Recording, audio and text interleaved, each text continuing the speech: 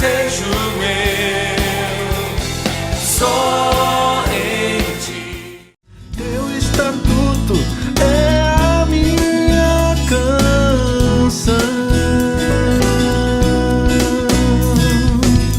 a alegria do meu coração.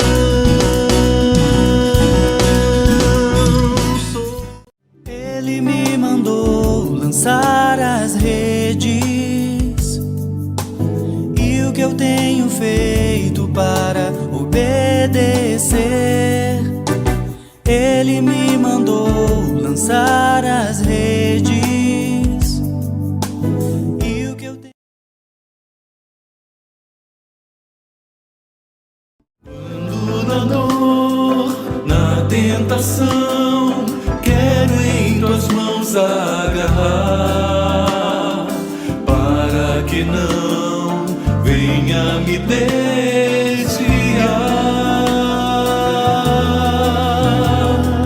Quero poder permanecer sempre nos teus caminhos, para firmar meus pés em ti, ó Autor da vida,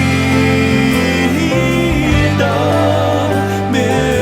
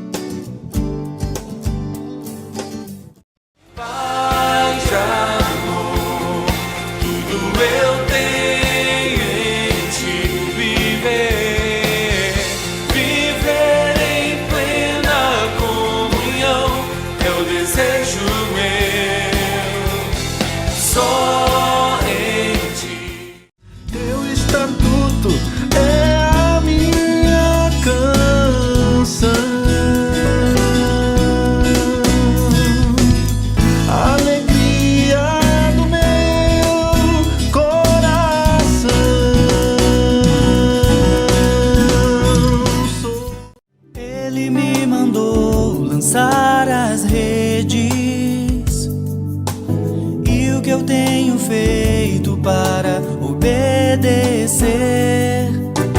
Ele me mandou lançar as redes, e o que eu tenho... Quando na dor, na tentação, quero em tuas mãos mãos agarrar, para que não venha me desviar.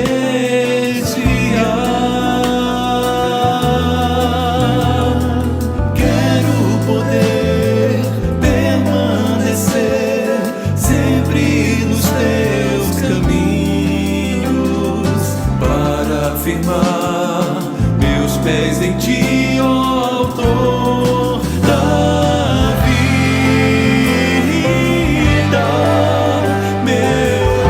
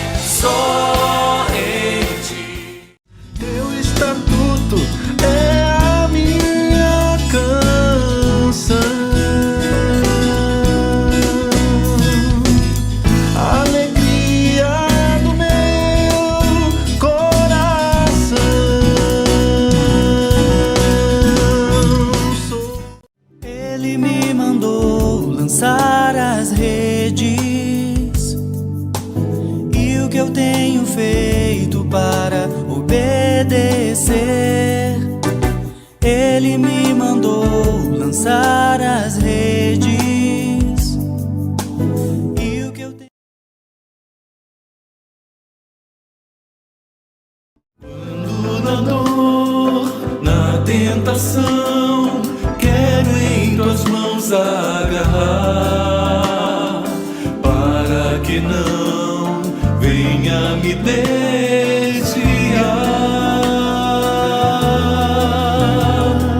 Quero poder permanecer sempre nos teus caminhos, para firmar meus pés em ti, ó Autor da vida,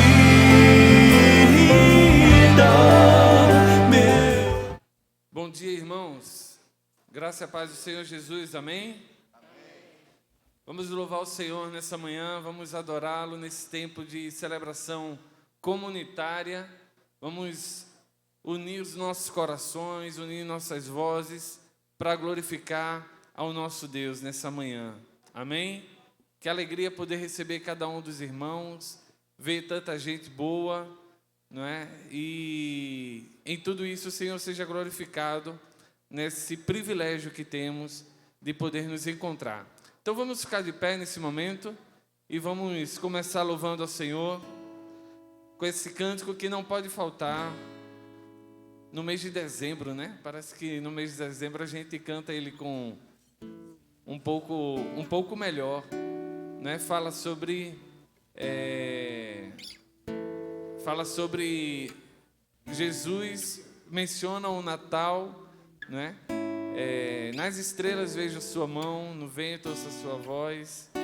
E a gente está cansado de cantar muitas vezes esse cântico, não é? Às vezes canta no automático, mas que seja um momento, um tempo em que a gente possa refletir naquilo que temos cantado e ao mesmo tempo ser desafiado através de cada canção para que possamos viver aquilo que temos cantado. Amém? Vamos louvar juntos.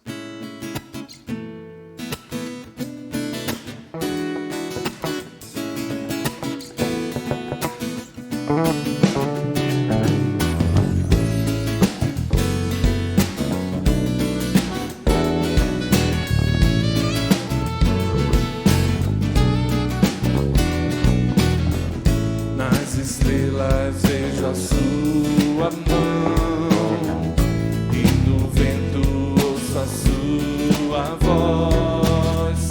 Deus domina sobre terra e mar, porque Ele é pra mim. Eu sei o sentido do Natal, pois na história tem o seu lugar. Cristo veio para nos salvar, porque Ele é pra mim.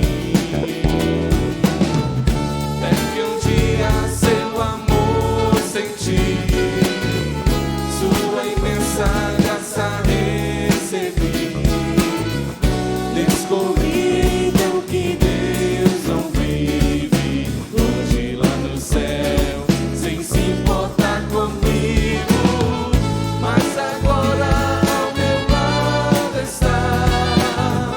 Cada dia sinto seu cuidar, ajudando-me a caminhar. Tudo Ele é pra mim.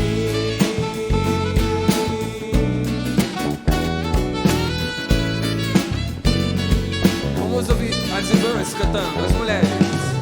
Nas estrelas vejo a sua mão e no vento ouço a sua voz. Deus domina sobre terra e mar, porque Ele é pra mim. Os homens. Eu sei o sentido do Natal, pois na história tem o seu lugar.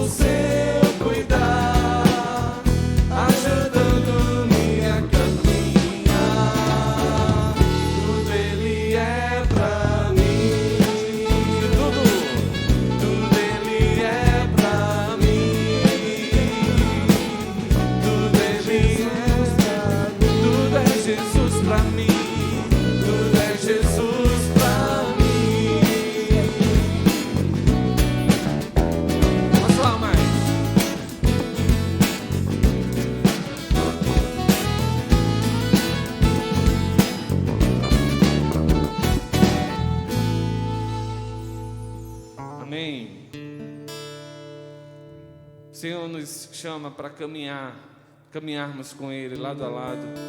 E não existe nada melhor do que desfrutar dessa comunhão com o Pai. Não existe nada melhor do que ser amigo de Deus, caminhar seguro na luz, desfrutar do seu amor, ter a paz.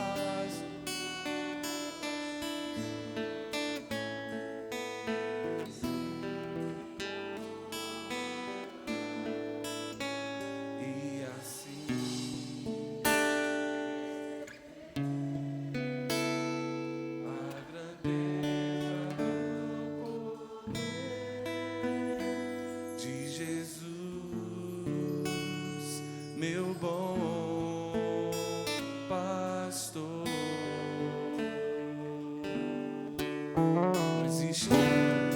não existe nada melhor do que ser amigo de Deus, caminhar seguro na luz, desfrutar do seu ter a paz no coração, viver sempre em comunhão e assim perceber a grandeza do poder de Jesus, meu bom pastor. Não existe, Denise. Não existe nada melhor do que ser amigo de Deus, caminhar seguro na luz, desfrutar do seu amor, ter a paz do coração, viver sempre em comunhão e assim perceber a grandeza do poder de Jesus, meu bom pastor. Ter a paz. Ter a paz no coração,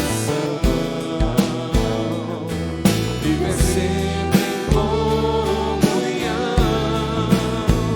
e assim perceber a grandeza do poder de Jesus, meu bom pastor,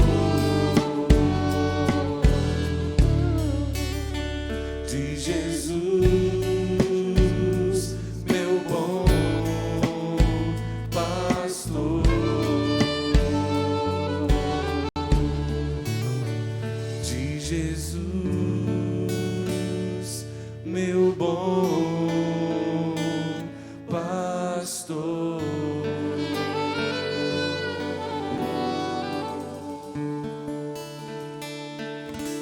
Amém. Os irmãos podem sentar, nós continuaremos louvando ao Senhor.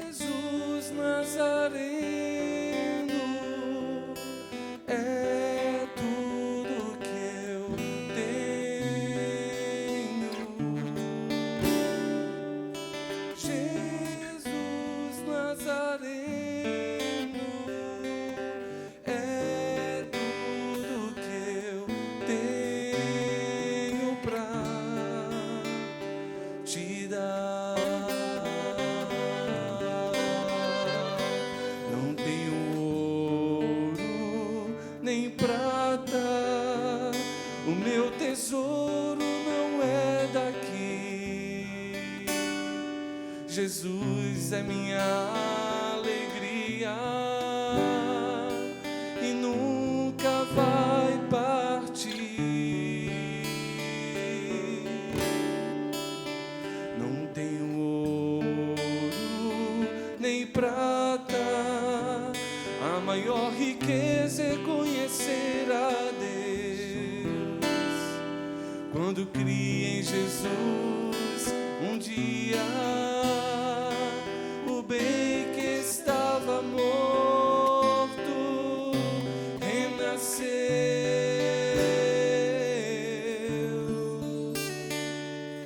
Jesus Nazareno é tudo que eu tenho. Jesus Nazareno é tudo que eu tenho pra te dar. Não tenho ouro nem prata, o meu tesouro não é daqui. Jesus é minha alegria que nunca vai partir. Não tenho ouro nem prata, a maior riqueza é conhecer a Deus.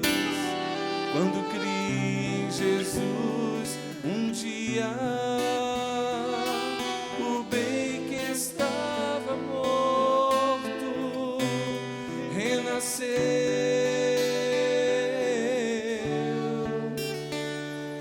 Jesus Nazareno é tudo que eu tenho. Jesus Nazareno é tudo que eu tenho pra te dar.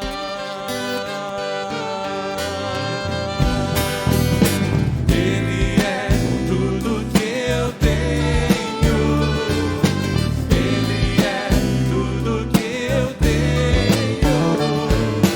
Ele é tudo que eu tenho pra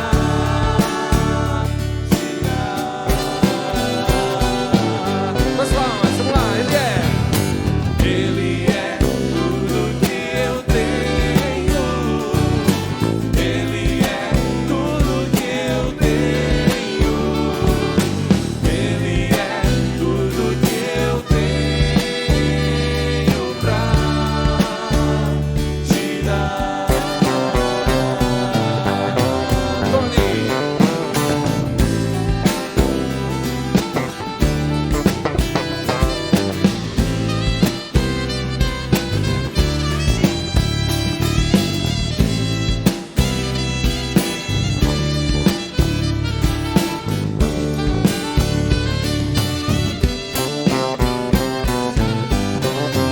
Ele é, igreja. Ele é tudo que eu tenho. Ele é tudo que eu tenho. Ele é tudo que eu tenho pra te dar. Pra encerrar mais uma vez. Ele é tudo que eu tenho. Ele é Jesus, Jesus, tudo que eu tenho pra te dar.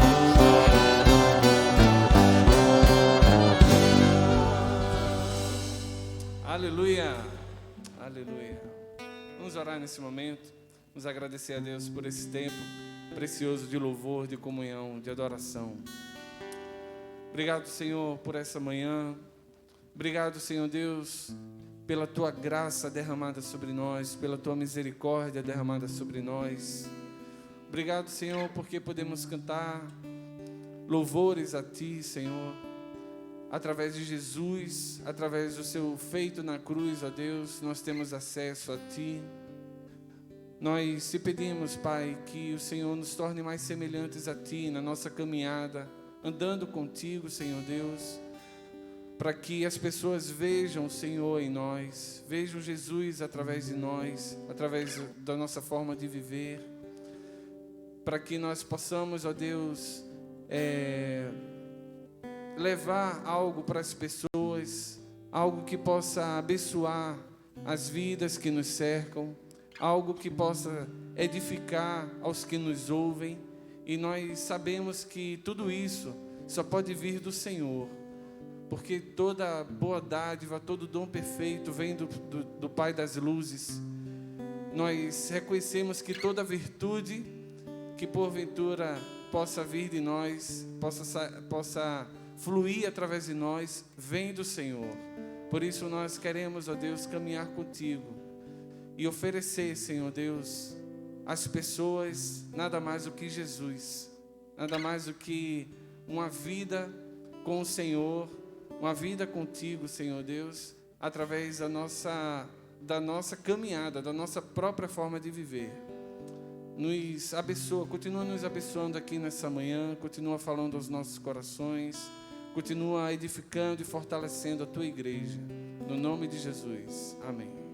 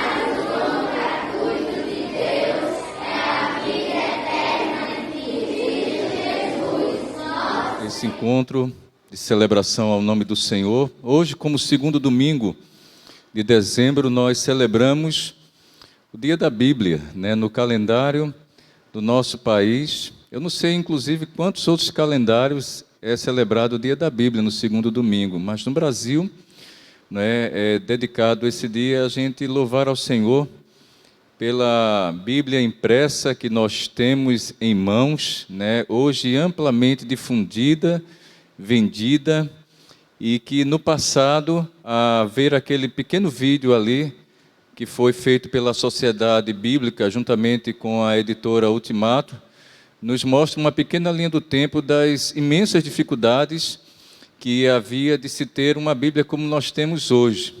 Inclusive, no passado, a gente lê os textos sagrados e eles citam textos da Bíblia, mas eles não tinham a Bíblia como nós temos hoje. Eles tinham partículas, pedaços das Escrituras, e a gente pôde, então, hoje, ter o privilégio de ter a Bíblia Sagrada em nossas mãos, difundi-la, e a Reforma Protestante, inclusive, é um divisor de águas bastante importante para que a Bíblia chegue nas mãos de todas as pessoas. Então, estamos gratos a Deus pela misericórdia dele sobre nós em podermos ter em nosso país a Bíblia Sagrada, né? Daqui a pouco o pastor Claudio vai estar pregando, falando da importância das Escrituras na vida de todos nós, na vida de toda a humanidade.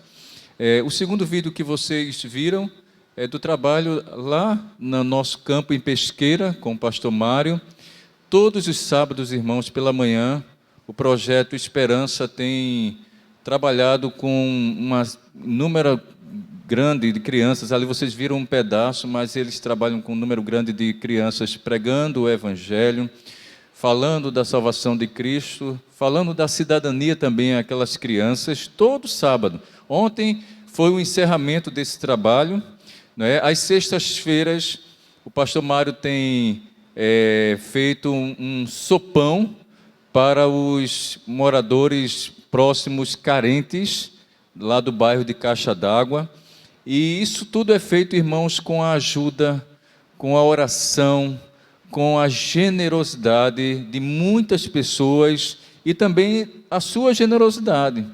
Quando a gente faz o momento de ofertório aqui aos domingos, é exatamente para que esses projetos, para que essas iniciativas, elas cheguem até as pessoas, né? A gente, sábado passado, estava lá no projeto Aqui Tem História, aliás, sábado retrasado, que conta com a generosidade de muita gente, né? De pessoas que às vezes a gente nem imagina e chegam dizendo, olha, eu gostaria de doar, gostaria de prestar essa ajuda, muitas vezes a pessoas que elas nem conhecem. Então, quando a gente faz um momento como esse de ofertório, a gente faz exatamente para que a grande parte dos nossos recursos sejam canalizados para essas ajudas. E a gente agradece ao pastor Mário, agradece a sua família. Sexta-feira eu estarei viajando até Pesqueira, fazendo uma visita a eles, voltarei no sábado, até porque no sábado aqui vai ter uma cerimônia muito especial, né, para o seminário congregacional e para 2 irmãos nossos aqui que estarão participando da formatura, que é Simone e o nosso irmão Gilberto Gonçalves. Vai ser um sábado também especial para Joanes, que estará também se formando em teologia lá no seminário Betel, em João Pessoa, né? Então a gente vai estar assim, hiper mega dividido, né, Joanes? Alguns, não sei quem vai estar indo para João Pessoa, mas a gente vai poder então ter um sábado celebrativo. E se Deus permitir, irmãos, orem por nós nessa viagem que a gente vai fazer. Eu não sei ainda quem vai comigo, não sei se Rafael vai poder ir comigo ainda, porque ele tem que ver na agenda dele lá de trabalho, mas se ele puder, eu vou sozinho e volto. Sozinho não, a gente vai com Deus, né? Ele vai sempre com a gente. Então, nós queremos fazer agora um momento de oferta, e depois do momento de oferta, eu gostaria de fazer um momento de oração. Eu ia fazer agora, mas eu vou deixar para depois, Bruno, para a gente fazer logo em seguida um momento de ofertório, porque eu quero agradecer a Deus no momento de oração e também fazer um pedido especial hoje para todos nós. Então vamos ofertar, vamos abençoar os nossos irmãos, vamos ser generosos, segundo a palavra de Deus nos ensina.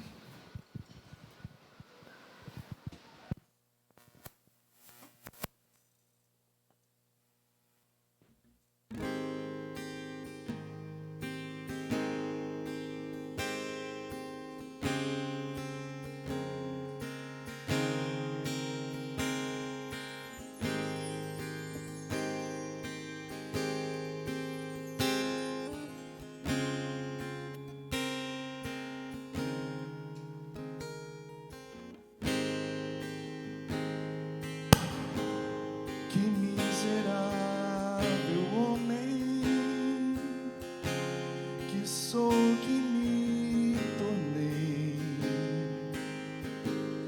mendigo pão que antes sobrava e que era meu. No desapontamento, a esperança nasce e vivo o presente, independentemente do que passou. Pois se tudo mudou em Cristo, eu sou mais do que sou.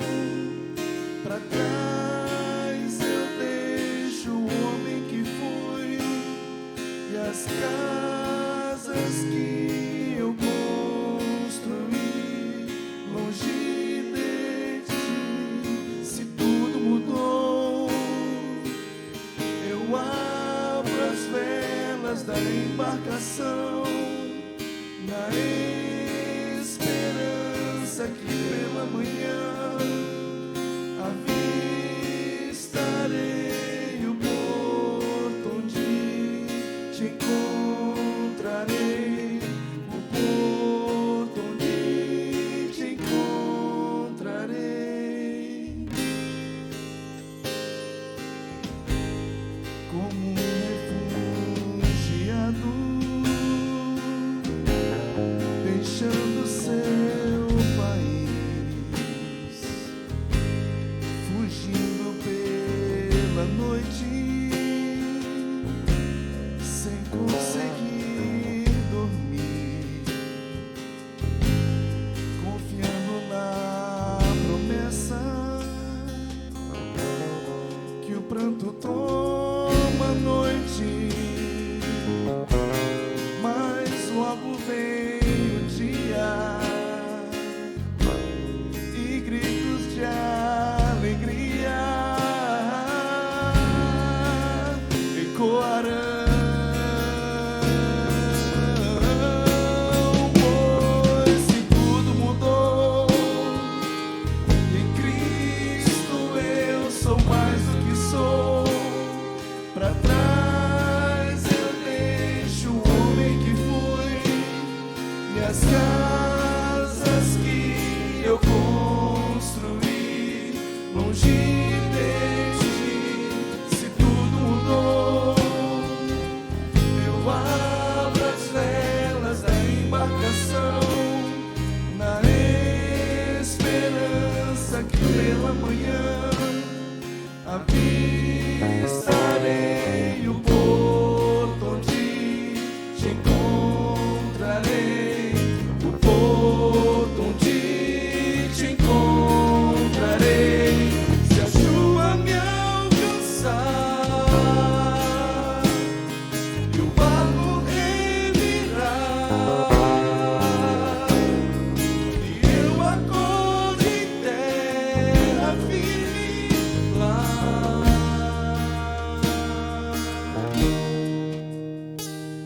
Se tudo mudou em Cristo, eu sou mais do que sou. Pra trás eu deixo o homem que fui e as casas que eu construí longe de ti. Se tudo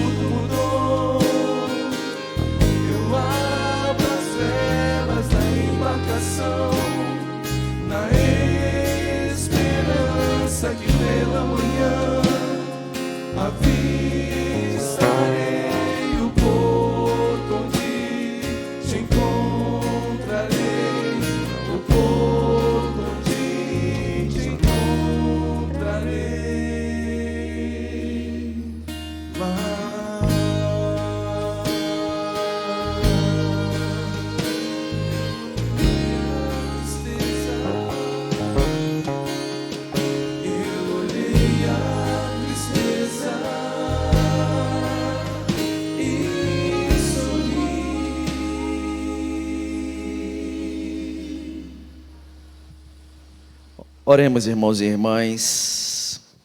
Pai, queremos te agradecer por esses mantimentos, essas ofertas, por, enfim, Senhor, os dízimos.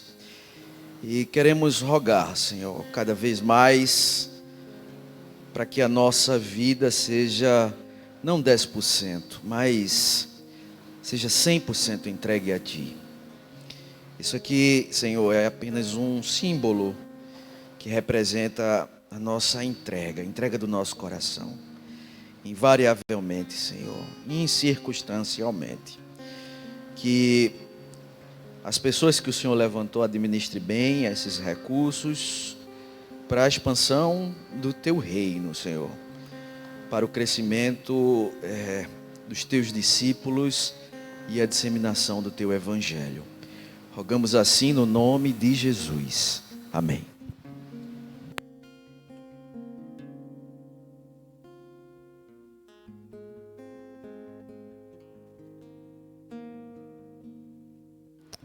Vou pedir para o pastor Claudenor já ficar aqui perto.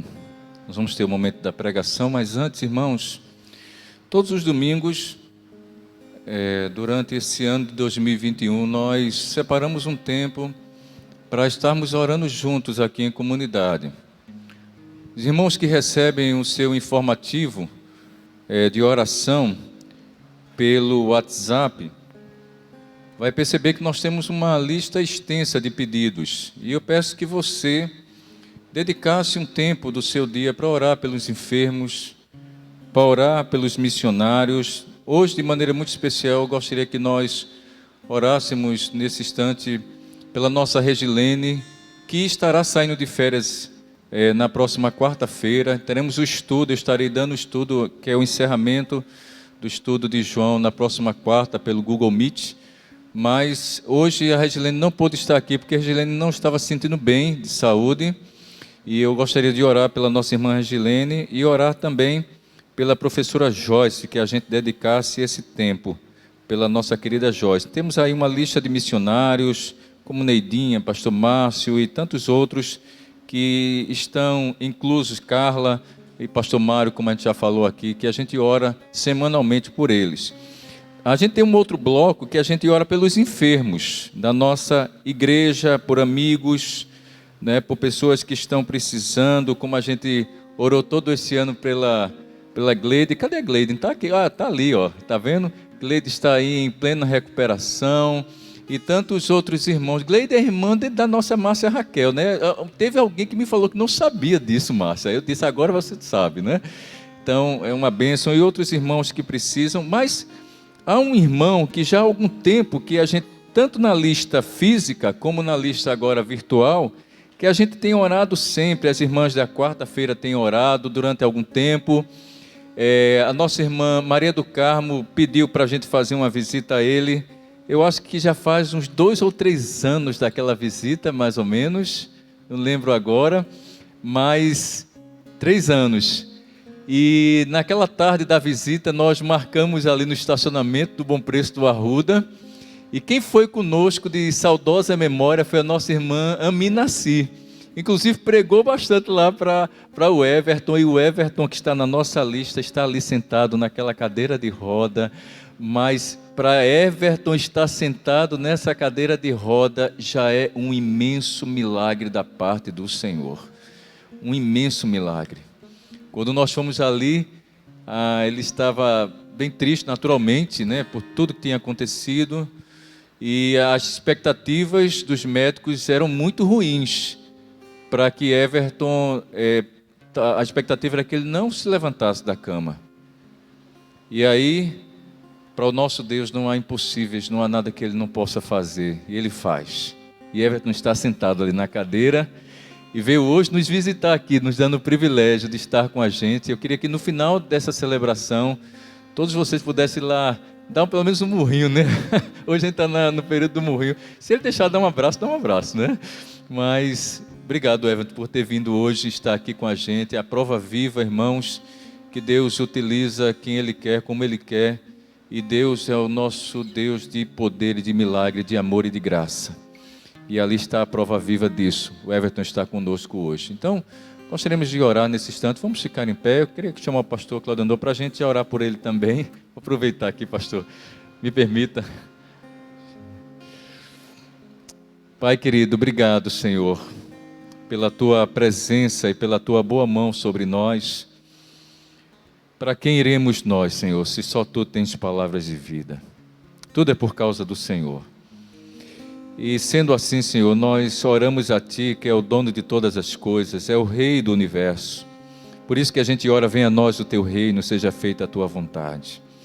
Te rogamos, Senhor, pela vida da nossa querida Regilene, que está em casa, se recuperando, ó Deus, desse problema de saúde. Nós ainda não sabemos o que seja, mas que a Tua mão de graça, de cura, de vida, possa estar sobre a Tua filha, Senhor. Logo, logo ela esteja boa e que também goze o seu período de férias, de descanso para a mente e para o corpo, de maneira, Senhor, que a Regilene possa experimentar o Teu abraço e possa também estar retomando as suas forças para o ano de 2022, segundo o Teu querer, Senhor. Rogamos pela vida da professora Joyce, ser com a vida da Tua serva, Senhor, que sofre tanto com aquelas dores na sua coluna. Pastor Cleiton, Senhor, também nas suas crises, muitas vezes naquelas situações sobre a sua pele. Senhor, que a Tua mão visite o casal Cleiton em nome de Jesus, Senhor.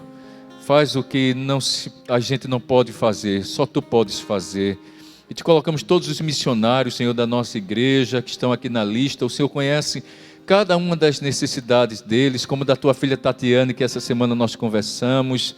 Abençoa a Tati, ó Deus, abençoa o Afonso ali na Espanha. Senhor, cada um, o Senhor sabe as necessidades. Como a Carla, que essa semana nos passou um vídeo, abençoando uma cidade, uma igreja tão pequenininha numa cidade ali na Croácia. Pai, visita esses irmãos para a glória do Teu nome. Visita também os enfermos da igreja, que aqui estão na lista também. Eu não vou citá-los, ó Deus, porque o Senhor sabe, mas hoje eu quero citar de maneira muito especial, em gratidão ao Senhor pela vida do Everton Pedro, Senhor. Que bênção o Everton estar aqui hoje, nessa manhã. É um presente de Natal para nós, vê-lo, poder pegar nas suas mãos, ver que o Senhor está, ó Deus, trabalhando no seu corpo, mas acima de tudo, Senhor, que o Senhor trabalhe no seu coração. Que o Senhor visite as necessidades mais profundas da vida do Everton. Que o Senhor abençoe a sua família, Senhor. Que também, à medida que ele vai se recuperando, a família também se recupera. Porque essa luta é da família, essa luta é dos parentes. Abençoe o seu irmão, ó Deus. Abençoe todos que de alguma maneira estão envolvidos na sua vida. Abençoe o tratamento ali na ACD. Que também o Everton possa experimentar cada dia a cura do Senhor sobre o seu corpo. Obrigado, Senhor, por essa manhã. Abençoa o pastor Claudio Andor, que estará sendo porta-voz do Senhor para nós. Abençoa as crianças também, que estarão seguindo para o seu momento de pregação sobre a Bíblia. Que seja uma manhã, ó Deus, nesse término de dia, abençoado para todos nós, em nome de Jesus. Amém.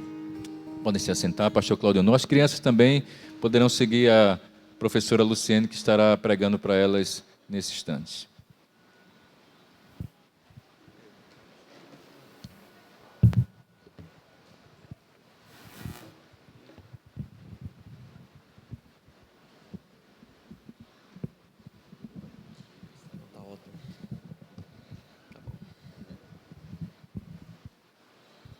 Meus irmãos, a graça e a paz do Senhor Jesus. Que bom nós estarmos juntos em mais uma manhã dominical de adoração, de culto, de aprendizado. Nós louvamos a Deus por isso. Sentado como os irmãos estão, todavia com toda a atenção, eu queria convidá-los a abrir no livro do profeta Jeremias, capítulo 31. Jeremias, capítulo 31, versículo 33.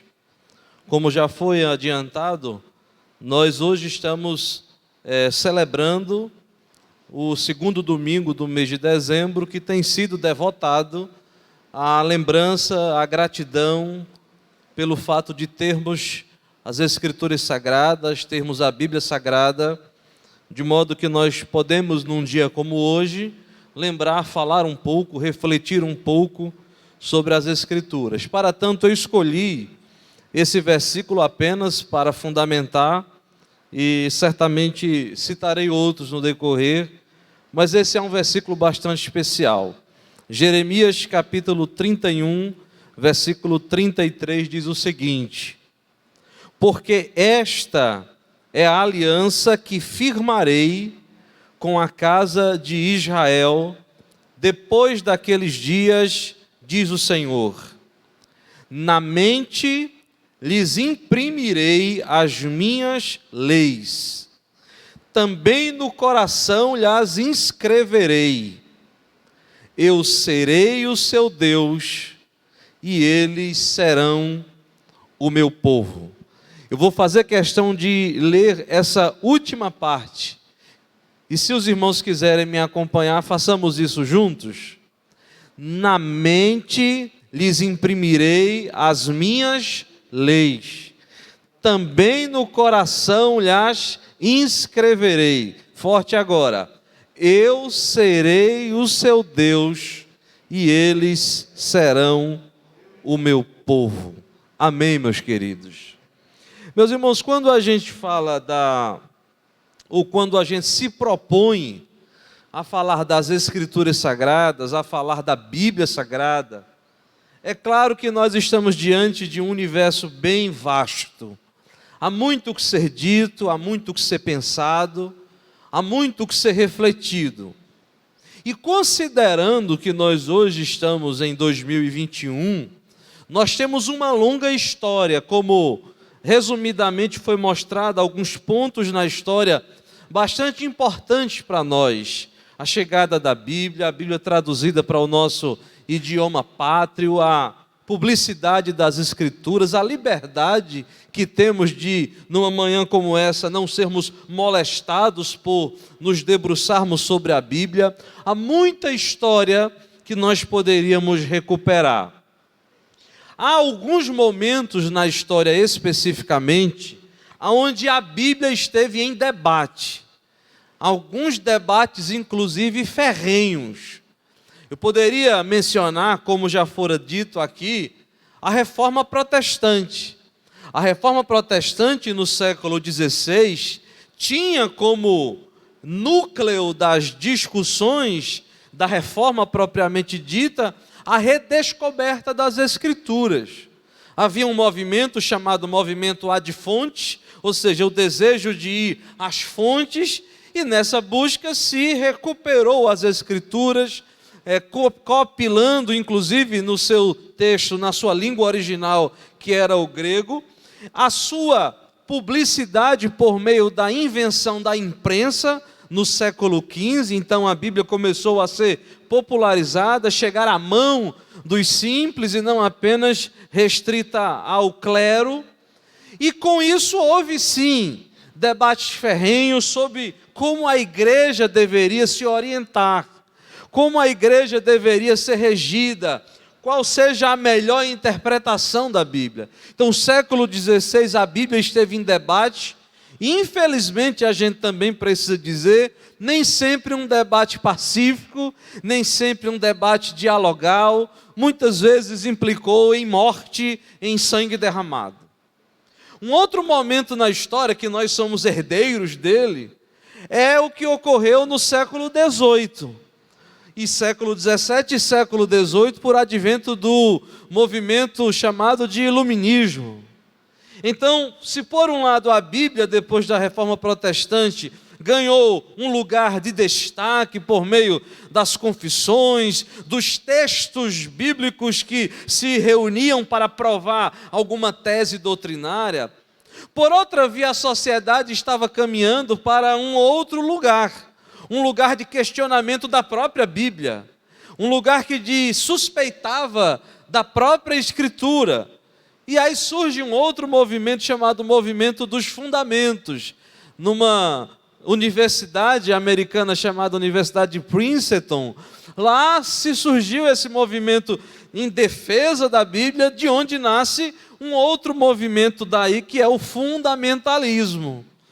E aí a Bíblia, mais uma vez, está em debate. Dessa feita, o debate da Bíblia, um falso dilema da Bíblia contra a ciência. E a gente não precisa entrar no mérito aqui, porque nem tempo tem. Mas isso nos relegou coisas muito boas, mas infelizmente isso também nos relegou coisas muito ruins.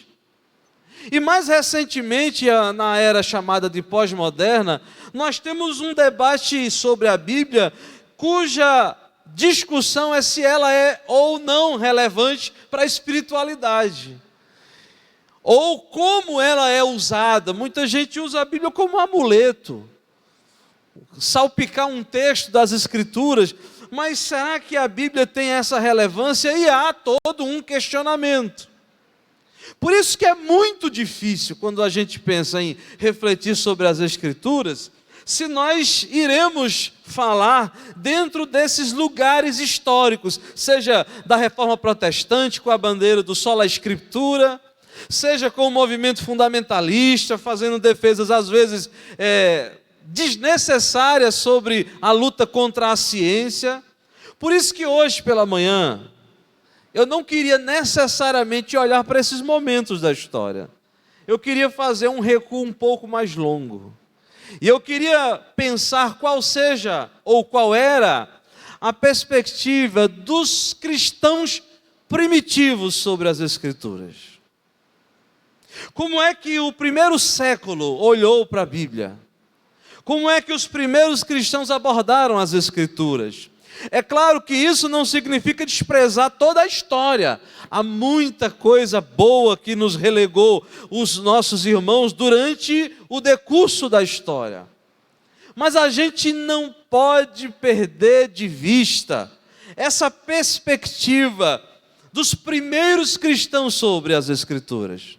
Por isso que, basicamente, pensando nisso, eu queria hoje fazer 3 declarações sobre a Bíblia, considerando não esse debate histórico, muitas vezes longo, às vezes exaustivo, por vezes até cansativo, haja vista ser um pouco belicoso, polêmico. Eu queria pensar sobre como os primeiros cristãos receberam as Escrituras, tanto do Velho Testamento, como a do Novo, que estava sendo feita, escrita e colecionada. Portanto, para que eu faça essas 3 simples declarações, que é o meu objetivo nessa manhã, eu preciso fazer alguns apontamentos. Eu preciso preparar esse terreno, digamos assim. E por isso que eu citei no início o texto de Jeremias. Porque a primeira coisa que a gente precisa entender é quem nós somos. E nós somos, segundo o testemunho das Escrituras, um povo que tem uma aliança e um pacto com Deus. E quando a gente fala que nós estamos em uma relação pactual com Deus, essa relação pactual, essa aliança que nós temos com Deus, ela é descrita no Antigo Testamento de muitas formas. Mas existe uma declaração, existe uma formulação de que a nossa relação pactual com Deus envolve pelo menos 3 bênçãos maravilhosas. Isso a gente encontra em diversos textos, mas há um em especial, Levíticos 16, 26, versículo 12, que declara essa formulação típica do povo que tem um pacto com Deus. E essa formulação, ela diz assim, Levítico 26, versículo 12. Se você puder me acompanhar, você não ouça. A formulação é Deus dizendo: habitarei neles e entre eles caminharei. Serei o seu Deus e eles serão o meu povo. Então, se eu pudesse resumir a bênção de estar numa relação pactual com Deus, são essas 3 declarações.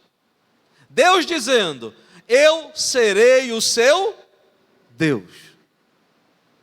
A segunda, eles serão o meu povo. E a terceira, eu habitarei no meio deles. Meus irmãos, se nós pensarmos direitinho, essa tríade, ela nos dá quais sejam os contornos da experiência do povo de Deus com o seu Deus. E por que é importante eu preparar isso? Porque sem isso, todo o resto fica comprometido, inclusive a maneira como a gente lida com as Escrituras. A gente precisa lembrar que se somos povo de Deus, nós o somos porque Deus solenemente declarou que estamos em um pacto com Ele, que nós temos uma aliança com Deus, que conquanto a gente possa ter aliança uns com os outros, que conquanto a gente possa ter relacionamento com o mundo, com as pessoas, seja em quaisquer que sejam os níveis de trabalho, profissional, relacional, amizade, mas nós não podemos esquecer que a nossa identidade essencial é que nós somos gente que tem aliança e pacto com Deus. E isso, portanto, implica que Ele declarou que seria o nosso Deus, Ele declarou que nós seríamos o seu povo, e Ele declarou que iria habitar em nosso meio. Aí eu vou deixar essas duas, eu serei o seu Deus e eles serão o meu povo, e vou olhar especificamente para essa terceira formulação desse tripé da relação pactual. Eu habitarei no meio deles. O que significa dizer que Deus habitaria em nosso meio, no povo da aliança? Significa dizer, meus irmãos, antes de qualquer coisa, que Deus habitar no meio do seu povo era o maior distintivo que separava o povo de Deus dos demais povos da terra. Do ponto de vista testemunhal, o que é que separa o povo de Deus dos demais povos da terra? A resposta é que Deus habita no meio deles. Isso tem uma implicação poderosa, porque não há como esse povo ser igual aos outros, sem que isso implique arrogância, presunção, posto que o que se distingue esse povo que tem pacto com Deus é a presença de Deus no meio deles. Se nós olharmos todo o testemunho bíblico, nós vamos perceber como é a presença de Deus que vai mudando todas as coisas, mudando todas as pessoas, alterando a maneira de enxergar a vida, mudando comportamentos. Na história dos patriarcas, Deus ficou conhecido como Deus de Abraão, de Isaac e de Jacó.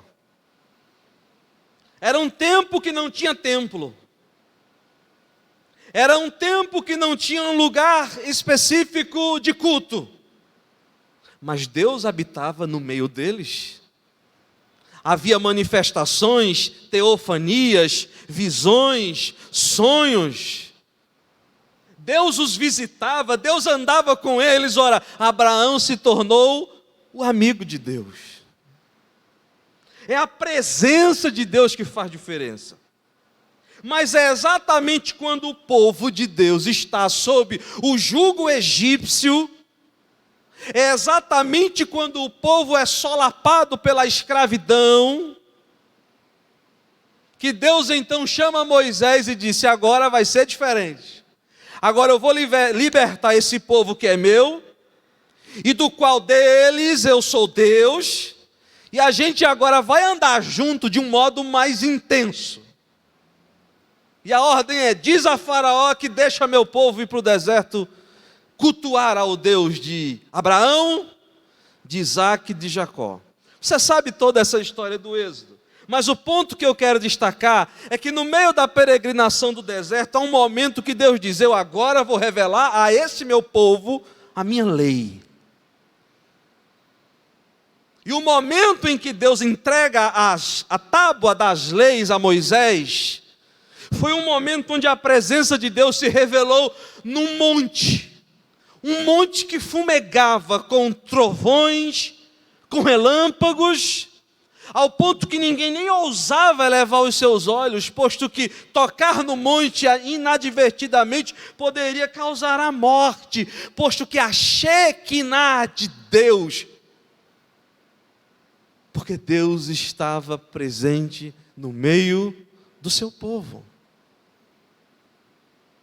O tempo passa e Deus ordena com toda a meticulosidade possível a construção de um tabernáculo móvel, com todos os detalhes, até os encaixes, as argolas, o tamanho, as cores, a espessura.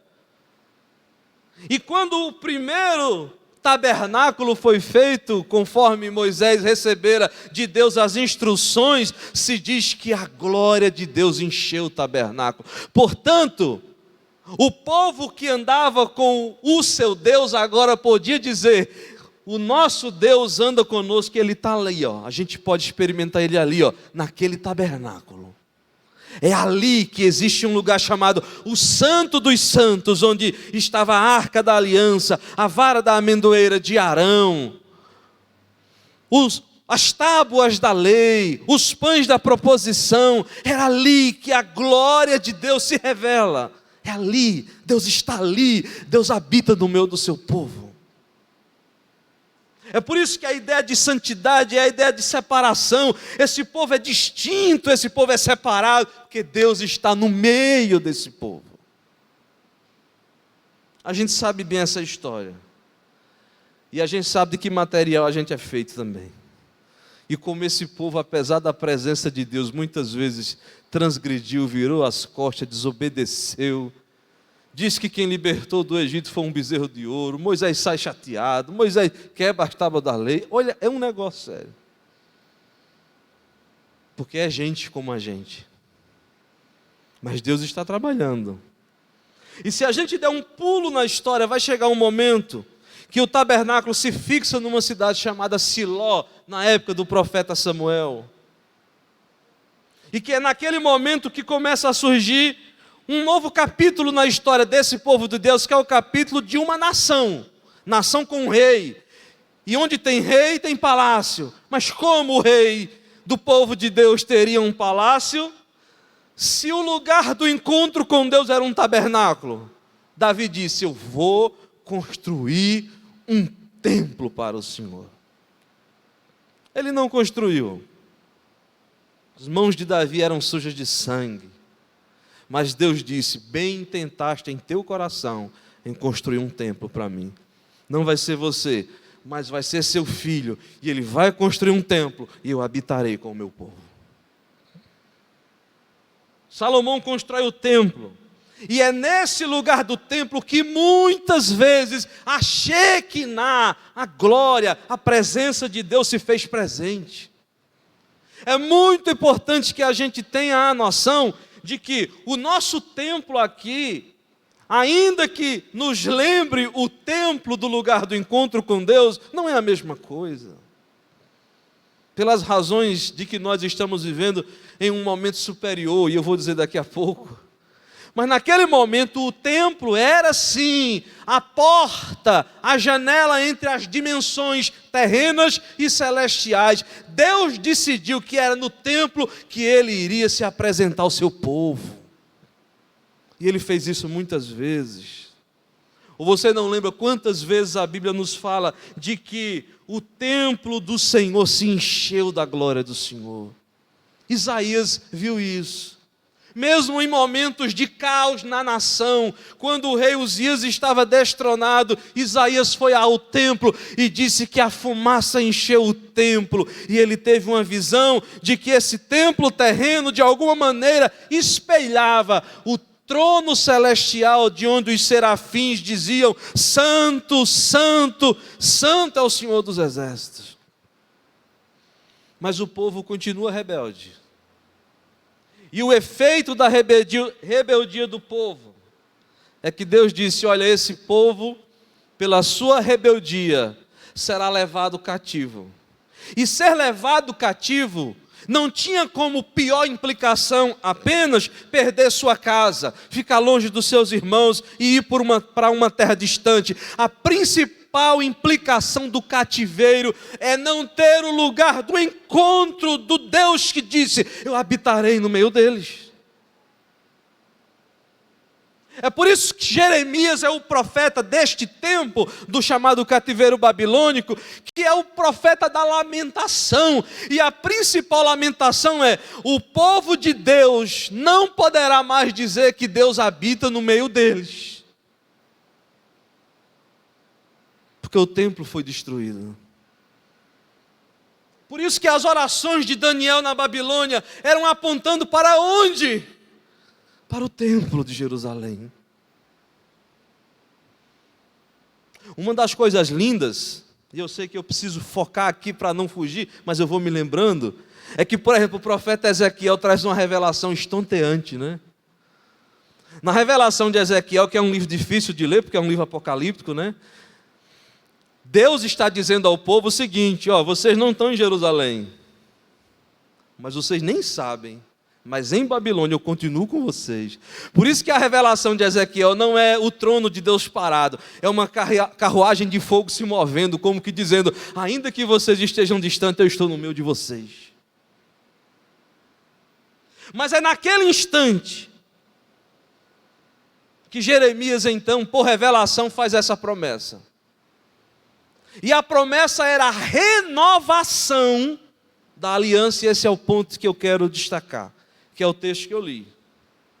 Jeremias vai renovar a promessa da aliança. E na renovação da promessa da aliança, Jeremias repete a primeira formulação: eu serei o seu Deus. Note bem isso. Jeremias repete a segunda formulação: eles serão o meu povo. Mas a terceira formulação é alterada por Jeremias. E é alterada para introduzir um novo lugar que a lei de Deus iria ter. Opa, a gente agora está introduzindo a lei de Deus, que já existia, mas que na profecia de Jeremias ela ganha um outro patamar.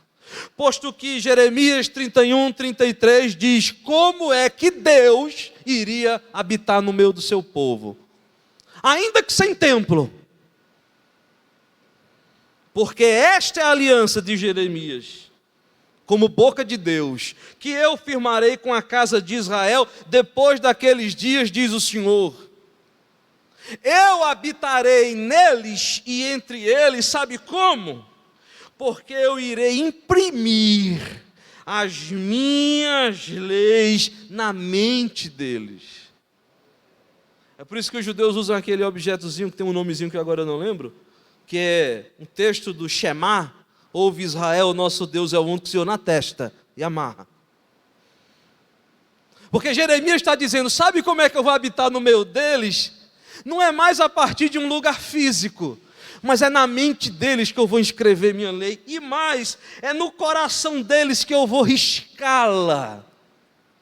Posto que o coração de pedra será tirado, eu lhes darei um coração novo. E assim, o povo da aliança seguirá sendo o povo cujo Deus é o seu Deus, cujo povo é o seu povo, e cujo Deus habita no meio deles por meio da sua lei.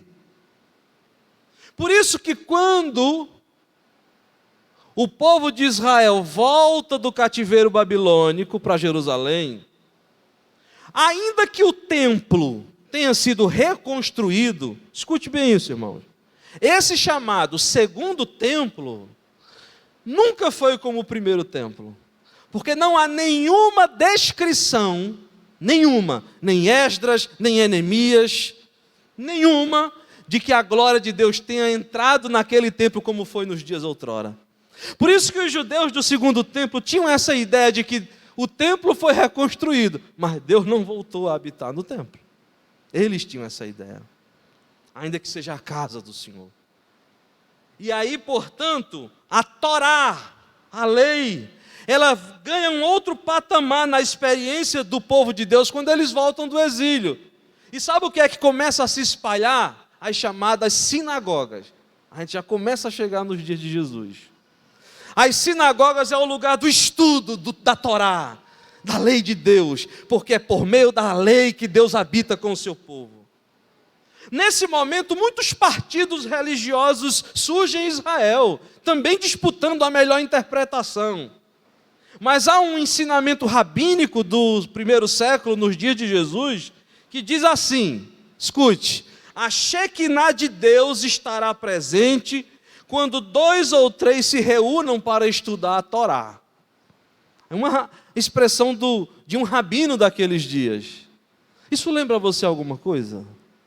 Isso lembra você alguma coisa? Pois é que nesses dias, a aliança que Deus havia prometido renovar em Jeremias, por meio do Messias, por meio daquele que vinha pisando com os pés da pregação do Evangelho, as boas novas da paz, como disse o profeta Isaías, posto que o povo que andava em trevas viu uma grande luz, aparece Jesus e diz, arrependei-vos, porque vos é chegado o reino dos céus.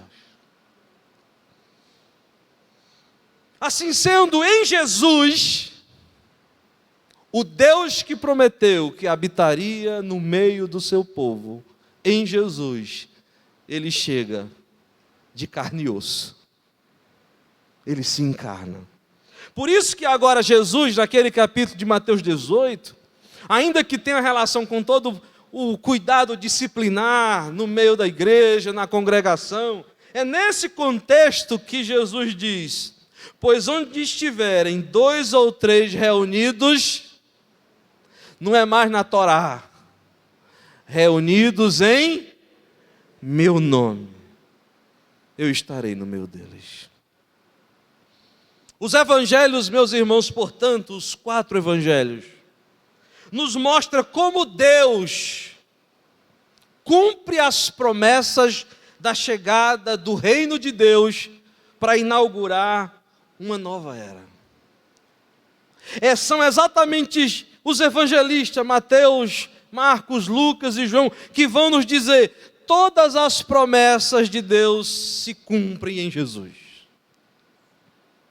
É mais tarde o apóstolo Paulo, que nos seus escritos, ele um judeu versado, ele um judeu do qual não havia dolo, Paulo vai tomar toda a sua sabedoria no Antigo Testamento e vai reinterpretar à luz dessa nova revelação, sim, porque é a nova aliança em Cristo Jesus. Ainda que não seja inédito porque estava profetizada, mas ele vai mostrar como agora Deus que veio habitar no meio do seu povo por meio de Jesus, redefine quem é o povo de Deus. E o povo de Deus não são os nascidos na carne, não são os nascidos do sangue, mas são os nascidos do Espírito. E sai a fronteira étnica e racial e nasce a igreja de Jesus, de todos os povos, raças, tribos, línguas e nações, dos quais eu e você aqui estamos, porque agora, por meio da fé, nós somos colocados em uma relação correta com Deus, posto que justificados mediante a fé, nós temos paz com Deus. Jesus, cumprida toda a sua obra, aqui ele promete, eu vou para o Pai. Mas a aliança diz, eu serei o seu Deus, eles serão o meu povo. E a terceira formulação, eu habitarei no meio deles. Como vai ser isso se Jesus agora vai aos céus? Ele diz, eu vou. mas vocês não vão ficar órfãos, porque eu vos enviarei o Consolador, o Espírito Santo. Por isso é que a samaritana, Jesus diz a ela, olha, ela quer saber onde é que se adora a Deus. É como se a samaritana perguntasse, onde é o endereço de Deus para eu ir adorar a Ele? E a resposta de Jesus é, vem a hora, e já chegou, onde os verdadeiros adoradores adorarão ao Pai, em espírito e em verdade. Essa história é a nossa história. É a nossa história. Isso não é a história dos judeus, isso é a nossa história. Por isso é que Paulo, e esse é o último texto que eu vou ler explicitamente, por isso é que Paulo, quando escreve aos Coríntios, na sua segunda epístola, no capítulo 6, versículo 16, ele vai renovar de novo a formulação do povo do pacto. Eu lembro que eu citei em Levítico? Olha o que Paulo diz aos Coríntios no capítulo 6, versículo 16. Porque nós somos santuário do Deus vivente. Olha que coisa linda, irmãos. Porque nós somos santuário do Deus vivente. Quando Paulo diz isso, a igreja composta de judeus e gentios, ele o diz consciente do que está dizendo. Como ele, o Senhor, disse, olha o que é que Paulo recupera aqui. Habitarei e andarei entre eles, serei o seu Deus, e eles serão o meu povo. É claro que a gente sempre se sente insuficiente e incapaz em tentar falar em 30 minutos como é coeso, como existe unidade, como nós somos o povo do pacto, o povo da aliança.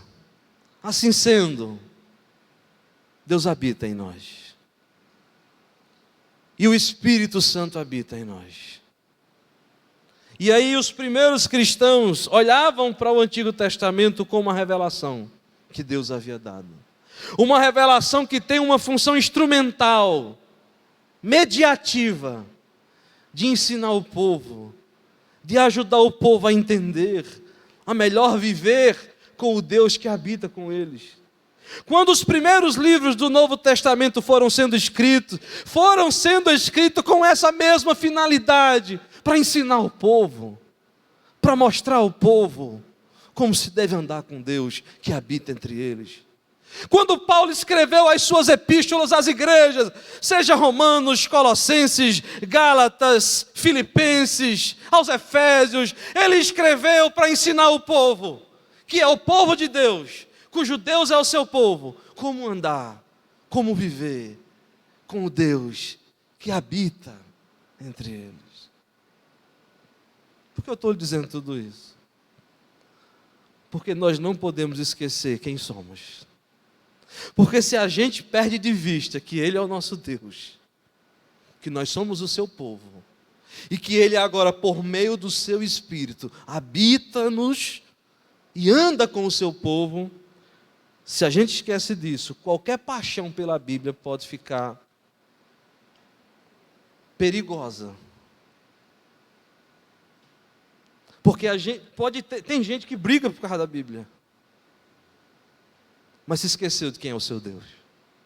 Tem isso, pastor? É possível? Isso é possível. Ou você não lembra das advertências de Jesus aos judeus da sua época? Esse povo me honra com os lábios. Com os lábios eles me honram. Com os lábios eles brigam por cada vírgula, mas o seu coração está distante de mim. Era gente capaz de dizer, Moisés ordenou apedrejar, traz a mulher. Mas não tinha conexão entre o que eles liam e o que eles eram. Por isso é que a denúncia do apóstolo Paulo e a denúncia do próprio Jesus era, cuidado, não tenham por garantido, diz Paulo, especificamente aos romanos, que ter a Bíblia é alguma vantagem. Vantagem é ter as Escrituras, sabendo que Ele é o nosso Deus, que nós somos o seu povo e que Ele habita entre nós. Quando essa tríade é entendida, mais do que entendida, é vivida, é experimentada. Então, somente assim, aí vem o ponto que eu quero encerrar, com as 3 declarações que eu disse. Que a Bíblia, nós somos beneficiados pela Escritura Sagrada. Quais são as 3 declarações? Cada uma delas daria uma mensagem, né? Mas é 3 declarações, porque sintetiza como os primeiros cristãos recepcionavam a Bíblia, depois de entenderem o que Paulo entendeu. Vocês são um povo de Deus, Ele é o Deus de vocês, e Deus habita no meio de vocês. Assim sendo, com isso em mente, a primeira declaração sobre a Bíblia, que torna ela para nós preciosa, para além de qualquer debate, para além de qualquer discussão, é o tesouro que Deus nos deu. É a sua palavra. Primeira declaração. A Bíblia nos lembra da fidelidade de Deus. A gente pode dizer isso juntos? A Bíblia nos lembra da fidelidade de Deus. Deus é fiel. E a Bíblia lembra isso. Deus prometeu a um casal quebrado, acachapado pela culpa. Deus prometeu a eles: da semente da mulher eu irei esmagar a cabeça da serpente. Ele é o Redentor. Deus prometeu a Abraão: Abraão, sai fora, olha os céus, tenta contar as estrelas, pois assim será a sua nação. Deus prometeu. Deus prometeu que não ia esquecer o seu povo, e não esqueceu. Ele levantou homens ímpios, homens pagãos, impérios, mas trouxe o seu povo de volta. Ele prometeu: e tu, Belém Efrata, por menores que seja entre as cidades de Judá, de tu sairá o Messias. Ele prometeu por meio do profeta Isaías que viria um homem de dores, ainda que ferido, mas é pelas suas pisaduras que nós somos sarados. Ele prometeu aos discípulos: olha, eu irei morrer, mas não esqueça, ao terceiro dia nascerá um novo mundo, um novo Aion, uma nova era vai começar pela ressurreição. E enquanto Maria Madalena chorava pensando que o Cristo havia morrido, ela ouve a voz que dizia: Maria. Ela reconheceu: é o Rabone, é o mestre. E ele diz: não me toque, a coisa ainda vai continuar, tem muito a acontecer. Ele prometeu que os discípulos seriam energizados pelo poder do Espírito, e portanto 50 dias depois da Páscoa, a casa que eles estavam, que não era o templo, mas que já era a igreja, foi cheia da glória, e línguas como de fogo dispersou-se sobre cada um deles, e eles a partir daí pregaram intrépidos pelo poder do Evangelho. A Bíblia nos lembra que Deus é fiel.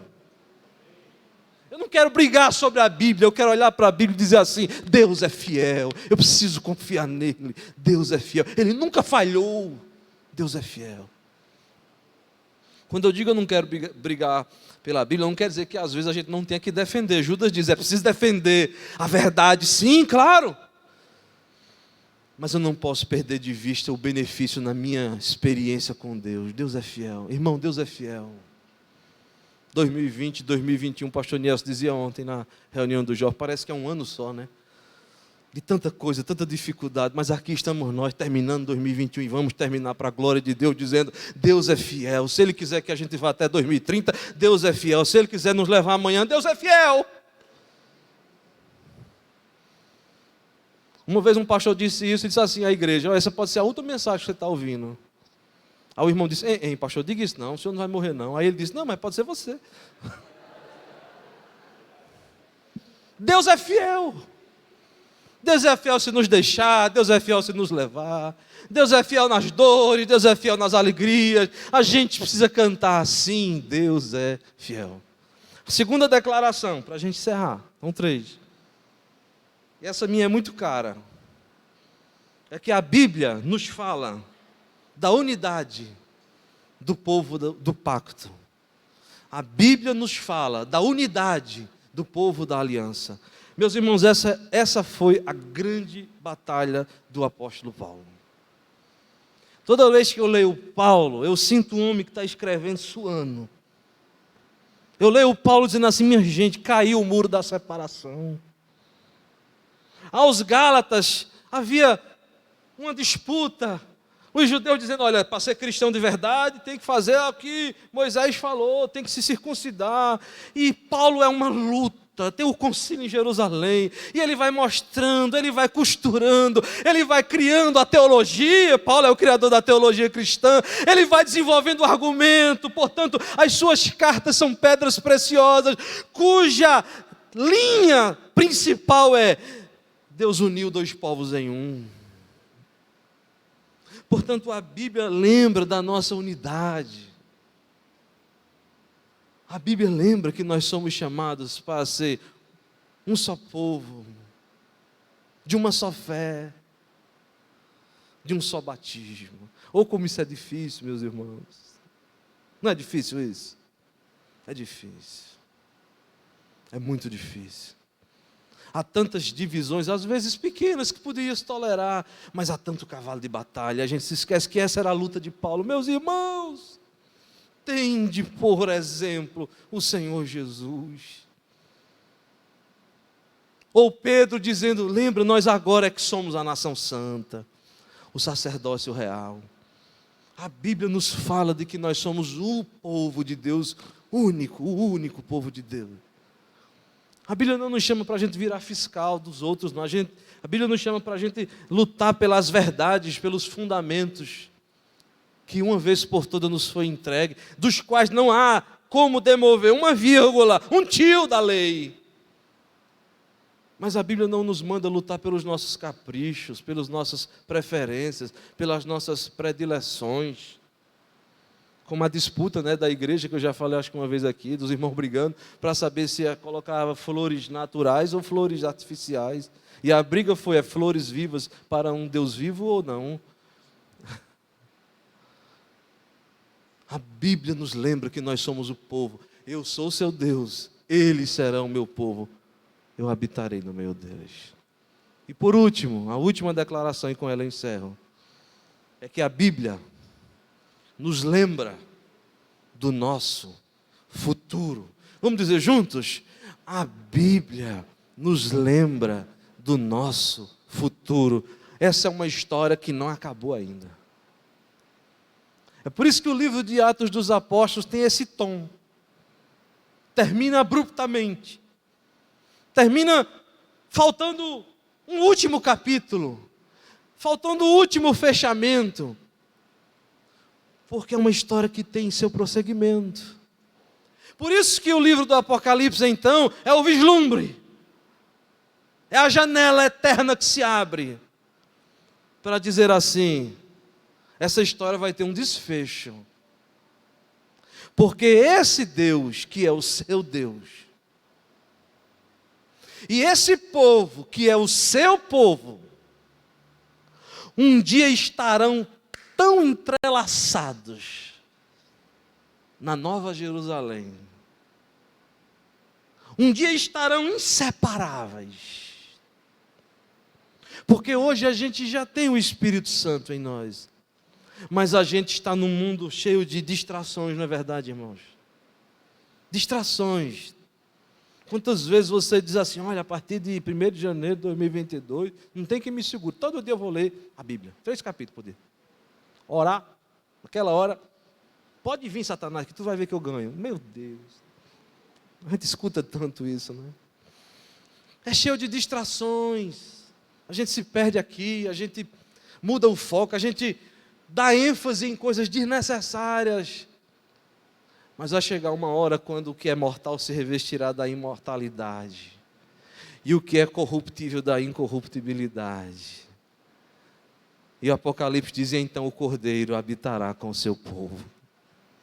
Todas as lágrimas serão enxutas dos seus olhos. Não haverá dor, não haverá morte. Não haverá doença, não haverá caos.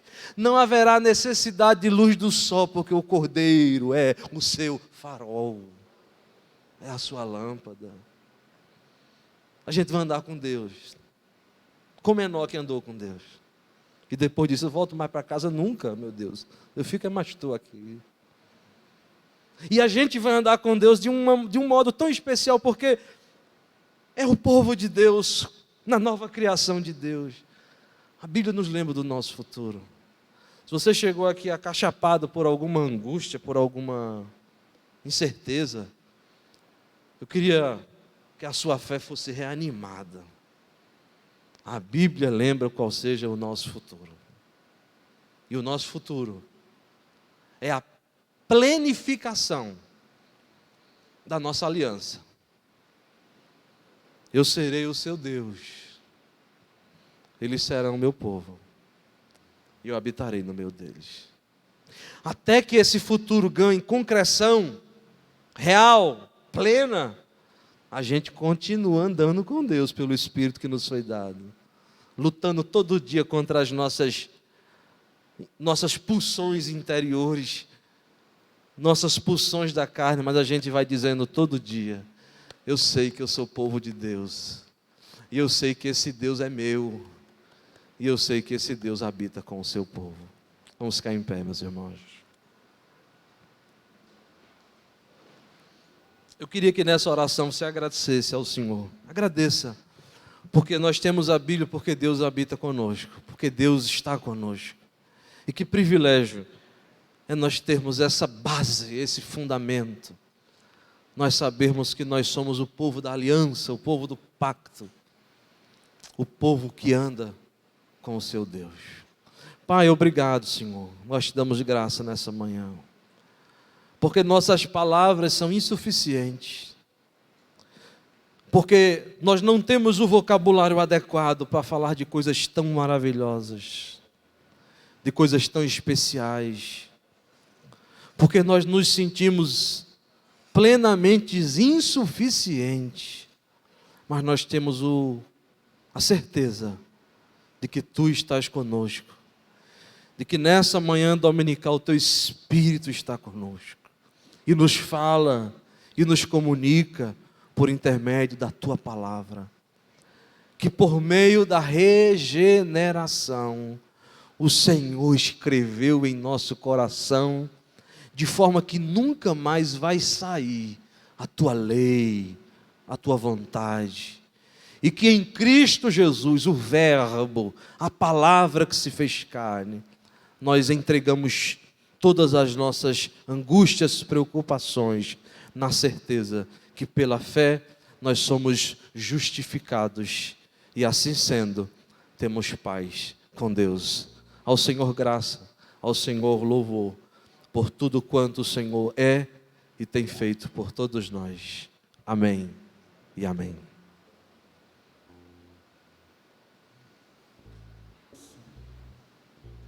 Quero convidar cada um dos irmãos a cantarem conosco essa canção, cantarem sobre a palavra do Senhor. Que rica mensagem a gente ouviu, a gente recebeu essa manhã. E o pastor Claudionor falou já agora no final sobre as distrações, né, que nos acometem no dia a dia. Esse cântico começa justamente dizendo: faz-me ouvir a tua voz sobre as distrações do mundo aqui. Vamos cantar juntos essa canção.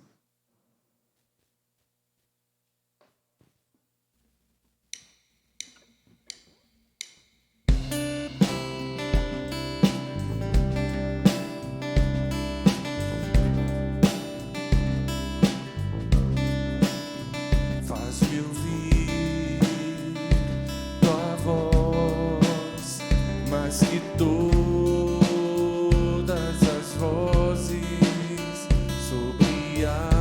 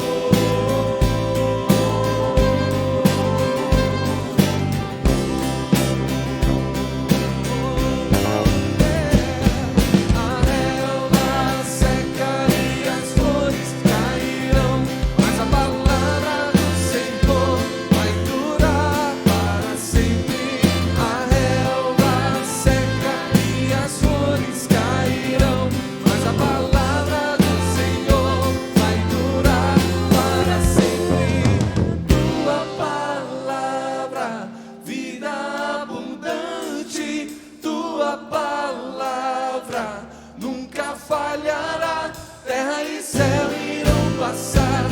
Tua palavra, tua palavra,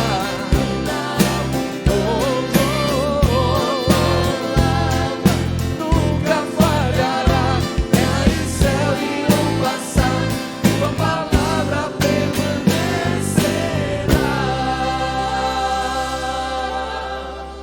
Aleluia. Irmãos, pode sentar.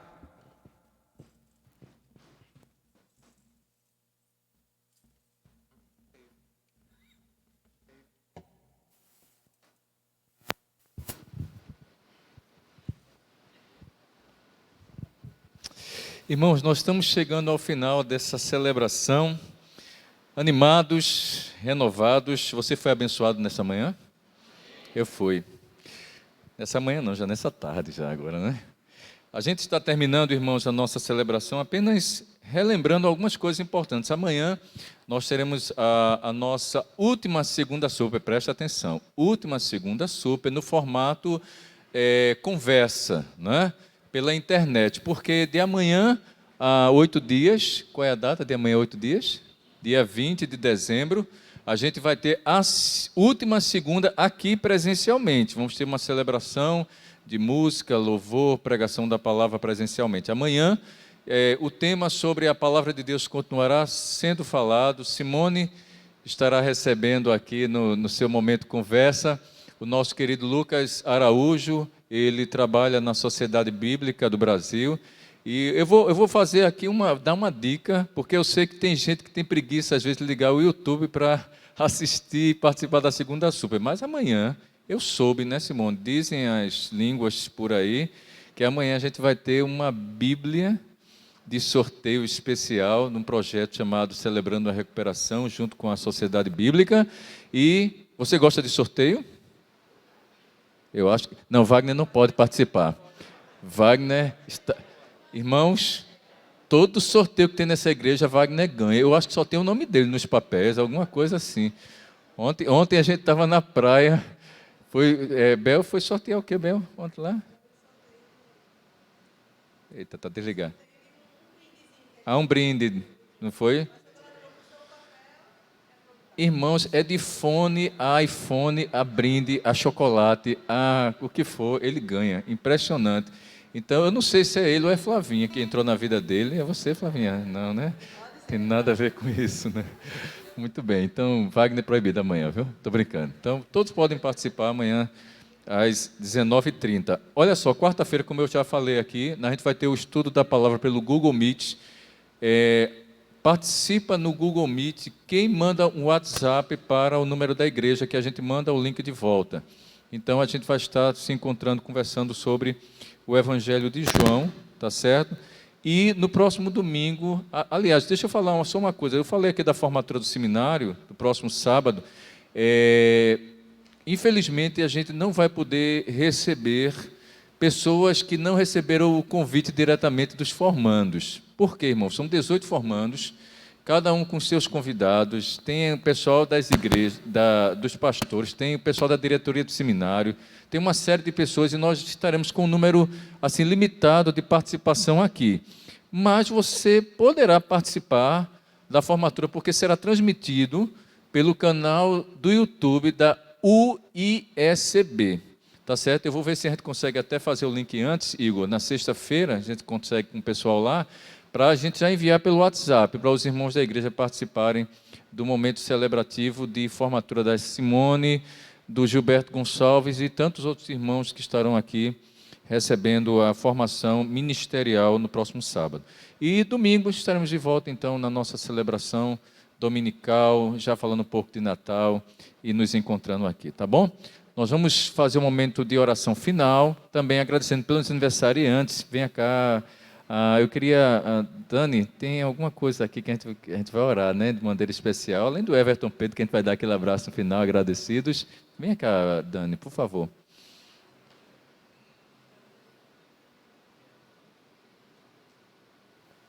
Fale para a gente o motivo de oração. Irmãos, eu queria estar agradecendo a Deus nesse momento por duas bênçãos.